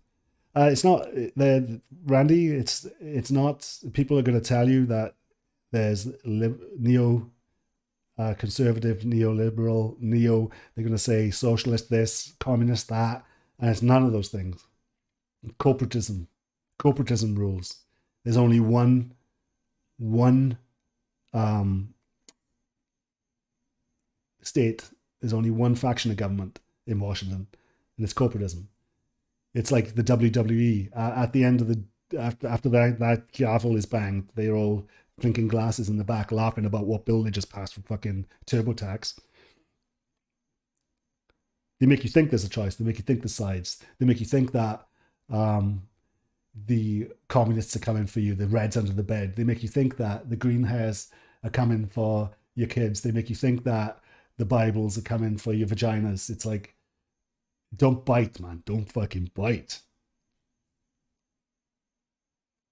Boomers did kind of ruin the world, to be fair. Yeah, they did vote in Reagan, Clinton, and all those despots, and Biden. Ron Paul for the motherfucking win. Amen. Charles Wagner, Occupy Wall Street was the closest we were to the left uniting against corporate America. Yeah, and the left did get with the right. They were both down there in New York. And it was Obama, old Obama, with jackbooted thugs, came in and tore down all the tents. It was Obama, Mr. Peace. He kicked the shit out of all the protesters. Should have seen the shit going on in Oakland. The Oakland, because they had similar Occupy Wall Street movements. They literally got fucking like water cannoned, and it was crazy. It was like a war zone. So yeah, peaceful protest, and you're gonna get your fucking tent hacked to pieces, and you're gonna get put in handcuffs and arrested without charge, with a fucking bag over your head. And the thing with Occupy Wall Street, and it got shut down for public safety reasons. Public safety, they kicked the shit out of all the people that were there. The funny thing is, Obama didn't even go on a podium and say why he was shutting down Occupy Wall Street. He got his press secretary to tell everybody that why it was being shut down. So he couldn't even face the camera. And in fact, it's hard to find that press secretary's video of him actually announcing the reasons why Occupy Wall Street was shut down due to agreeing with the state's public safety concerns. Fucking, like you gotta say, you take your hat off. Those corporatists know what they're doing. Bob Brock killed metal. Yeah. I fucking hated what he did. Too perfect, too big, everything big. When everything's big, nothing's big.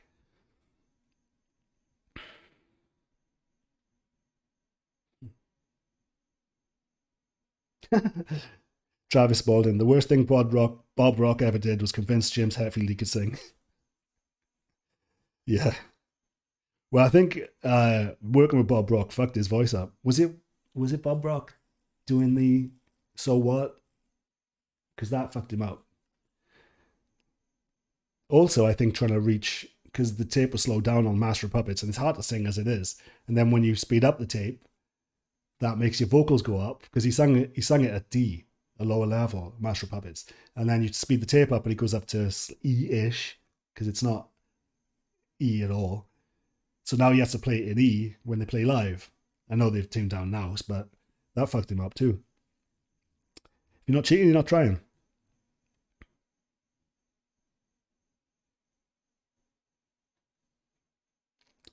Randy Greer, it happened under Bush. He inherited it.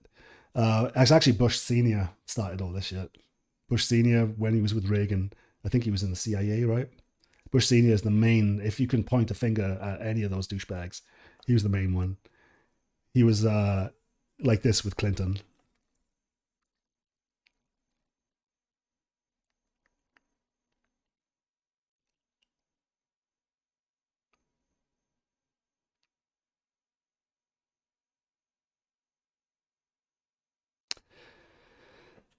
Benjamin, have a pilsner, you bloke. Yeah, that'd be nice. I'm still trying to lose weight, brother. This is 0 calories. I would kill a pilsner right now.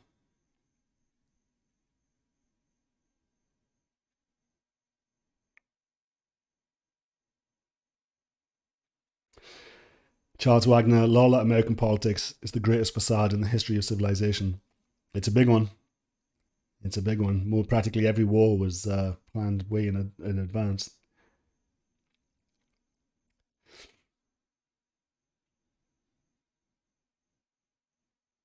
Bob Rock literally helped make rock and metal become bigger than it was. He did. He made it big, but remember what I said about how labels put things out? They threw the kitchen sink at the Black Album and convinced people that it was the biggest thing because Metallica didn't often get a big budget thrown at their albums. They got a big budget for that one, and a lot of it was distribution, a lot of it was advertising. And how good is Enter Sandman really? You know, is it that good? Is that album that good really? It's all right. The Black Album, really?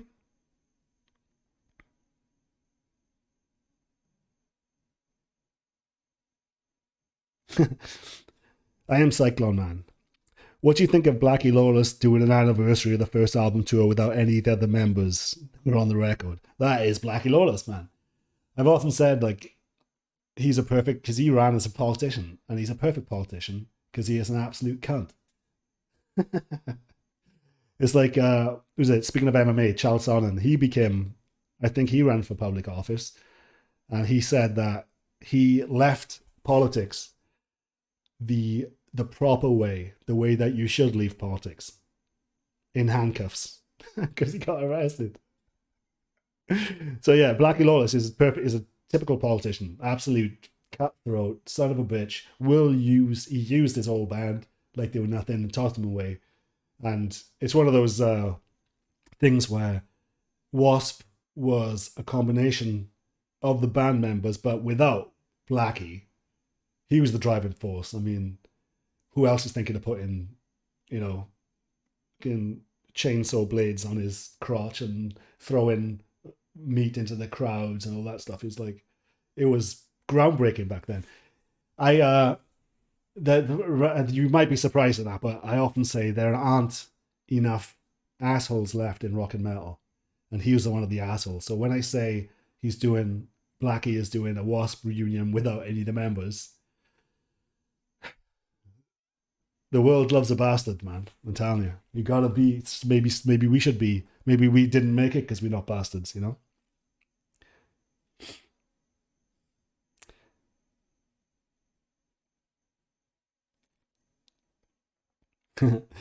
Devin McLean, sausage fest galore. There's a lot of sausages. I love it.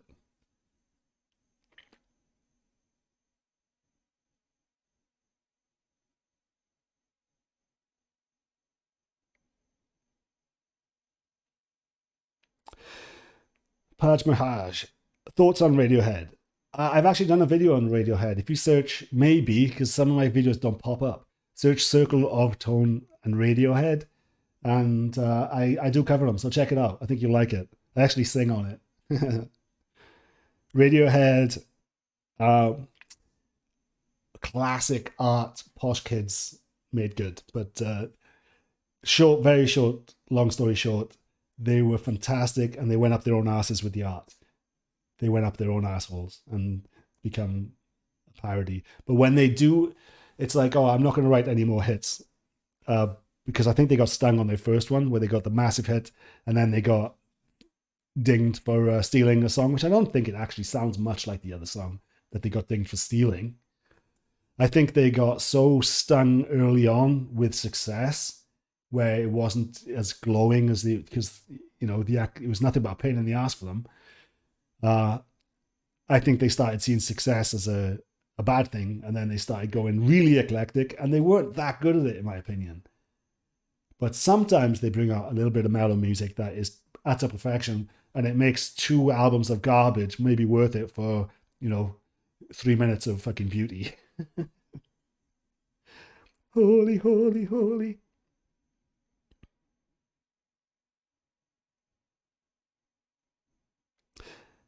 Feeling Shred. Another curiosity about No One Knows, Queen of the Stone Age, that album's guitars were mostly recorded in a tiny 5-inch speaker amp. Honestly, when it comes to Queen of the Stone Age, I wouldn't believe 90% of the stuff that they say that they recorded it with. Because they are sneaky little prawns when it comes to gear. Wouldn't surprise me. Some of it might have been a 5-inch speaker. Let's put it that way.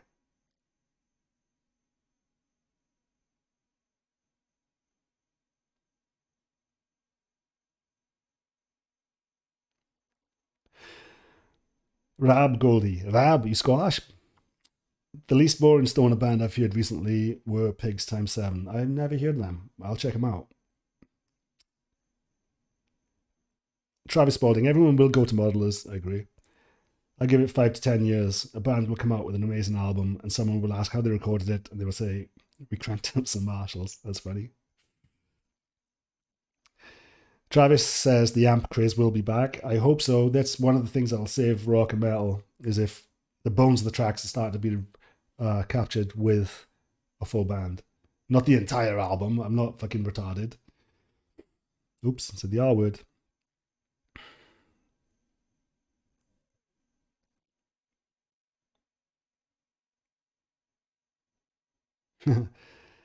Adonis Paradise. Satchel from Steel Panther tours with an amplifier pedal, no amps on stage. Yeah, he's done that for a while. Still sounds good. It's relatively good. But he has some good fucking roadies, making sure that it sounds good. Because you can't get that stuff to sound good live. Live amps on massive stages, because they do play big stages, is kind of tricky to get a really good tone from with big venues. Sometimes it's easier to do that style. I know I'm contradicting myself a bit now, but big stages are different. One of my favorite recordings of all time is a live performance. It was Purple Rain by Prince. The vast amount of that, there's only very few overdubs, mostly vocals and things here and there. But that mono guitars, everything, it's like fucking, it's amazing. And that was live. How cool is that? Live in a theatre. Purple Rain.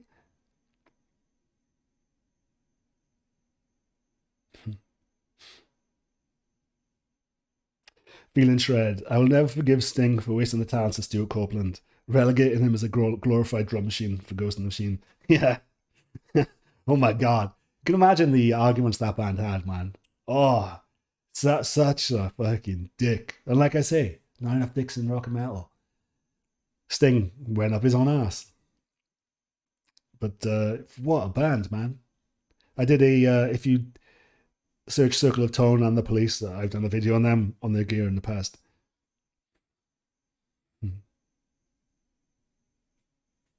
Feeling Shred. I'm sorry for typing too much. It's actually a problem, I know. Feeling Shred, don't worry about it, man. The more you interact, the better it is for my channel. So as long as you not saying please cover a gent band. I'm all right. The Zeke 1970 WWF, all propaganda all the time. Yep, fake ass politicians are just like the old wrestlers, the old WWE, WWF. If only they were entertaining.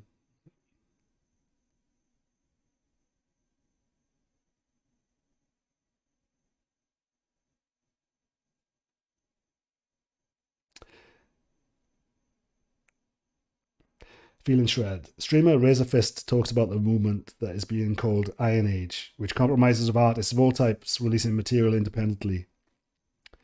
Yeah, Razorfist. He's.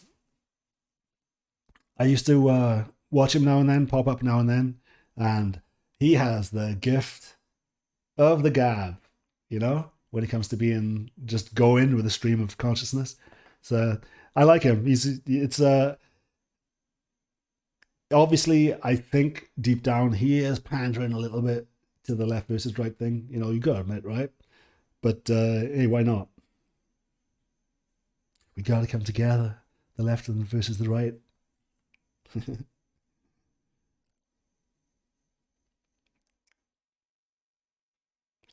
All right, chaps. Let me see what's going on here.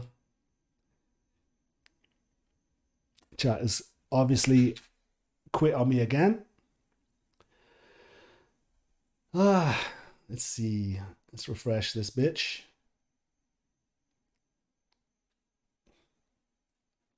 So how you guys doing? Anything new? What's crack-a-lacking?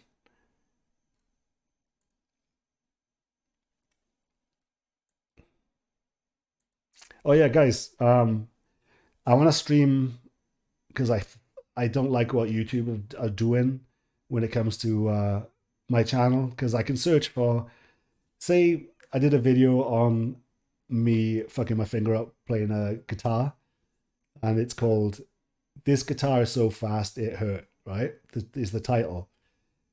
So if I search "circular tone so fast it hurts," my video won't come up. It comes up if I type in circular tone Schecter, because Schecter's obviously mentioned in text in the video, so it picks that up. So why isn't it? Why is YouTube shadow banning my titles and you can't even search for it? For the longest time, you couldn't search circular tone System of a Down. I've done videos on them. Some other stuff would come up, and then it took a while. I got lots of people to search it in the community, and they searched it, and finally it would pop up because people were searching for it. They would like break whatever seal my fucking channel is in. So yeah, if you have a TikTok account, search Circular Tone and just add me because I need 1,000 followers to be able to live stream, and I can use this software just to live stream on TikTok, just for competition for YouTube. And before you say China, the same lobbyists that run Biden's teleprompter run China, so don't worry about the TikTok shit. You're complaining about China on a Chinese device, on a Chinese keyboard. Let's not get too, holier than thou.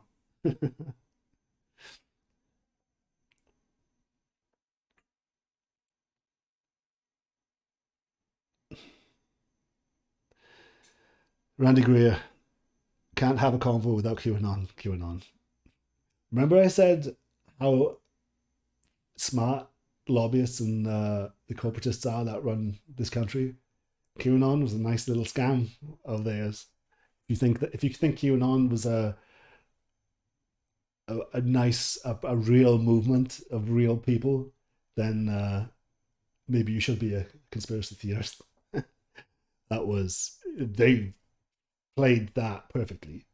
So now everybody thinks that anybody complaining about the left is a lunatic fringe QAnon tard. You know, it's like yeah, no.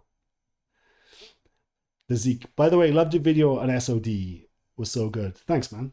I had fun doing that. It's a little quickie. It was just something that I kept on thinking about MOD versus SOD, and SOD get all the love, but Louis Vitek, man, what an underrated guitarist. Feeling shred. So many people are closet freaks. It's crazy. Takes a bit of the fun out of the whole thing. Yeah.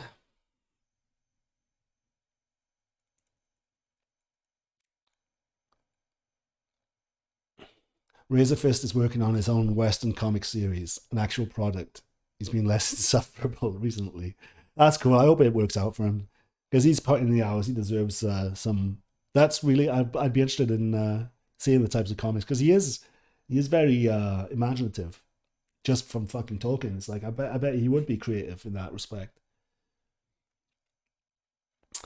The Evil Wizard can't be bothered with TikTok. I'm old. Right, kids. If you're a guitarist and you want to move, you've got some riffs and you want to put them out there.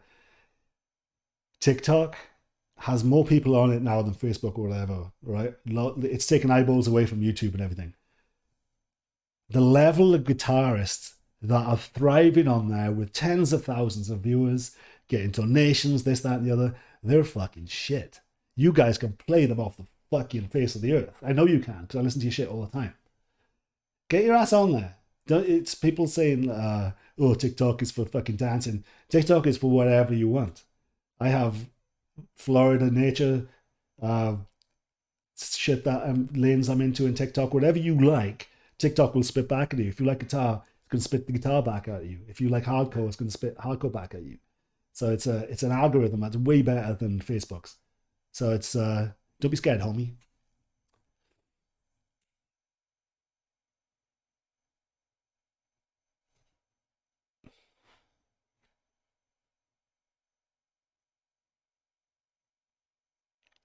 Christopher D, I have to ride the Silicon Valley algorithm. Yeah. I think if you say certain things, the algorithm doesn't like you. Like, I've done old videos in the past of talking about corporatism and why, if you take eyeballs away from NBC assets, from CNN assets, if you take eyeballs away from Jimmy Fallon, and you become problematic. So they don't like competition. So now because YouTube is so problematic, Fox, CNN, CBS, they've become what's called a trusted YouTube partner, which is code for they get times in the algorithm times 1,000 versus, say, if you wanted to come out with your own political news thing. But the same's happening with old media from every aspect, from record labels. So if you search independent music, the first things that are going to pop up are massive bands with fucking on major labels, but they have a distributor that may be an independent. So it's not so much the algorithm is so tainted against you, which is why I'm saying, can you join me on TikTok? Because I don't want to give YouTube much of my money. It sucks, but much of my passion.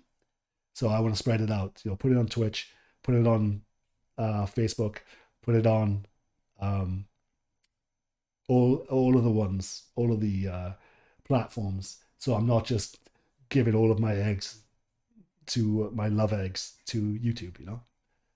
Anyway, thoughts of producers like Rick Rubin and Bob Rock. Rick Rubin is one of my favorites of all time. He had his finger. He's obviously long in the tooth now. He's lost his passion. But come on, System of a Down. That album was fucking phenomenal. The drumming, the power of the drumming, the whole band's coming together to create something. Where I said earlier, he had a way. Danzig's debut album was so much vibe, stinking. There was Blood Sugar Sex Magic. I'm not a Chili Peppers fan, but back in the day, listening to that when I was working away was a experience of listening to it. It's like a beautiful sounding album. He's done some classics. Slayer, obviously. He's one of my favorite producers. Bob Rock, you can suck my dick. It's just like polished radio rock. It's not my thing.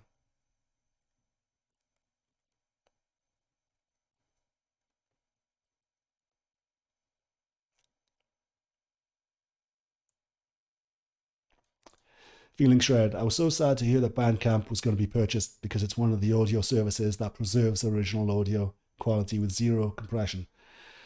Yeah, they come in for everything you love, man. They were given a lot of money was printed for lobbyists. Put it this way: Donald Trump signed the CARES Act into being, BlackRock were given $1 trillion, all right, to hand out to Wall Street for reasons during COVID.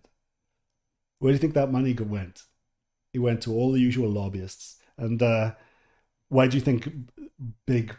Why do you think the middle class were being outbid for properties, swathes of properties that are being bought up by these Wall Street investment firms?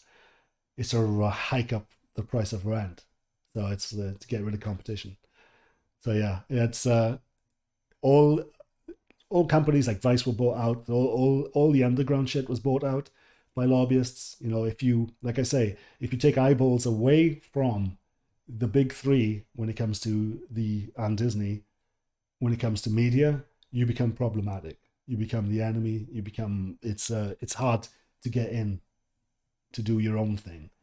So I think there will be a reaction to this from the underground, from underground musicians. There has to be somewhere where we can all go and try and ignore the algorithm, but it's tough, man. All right, a few more questions and then I'm out of here, so ask away.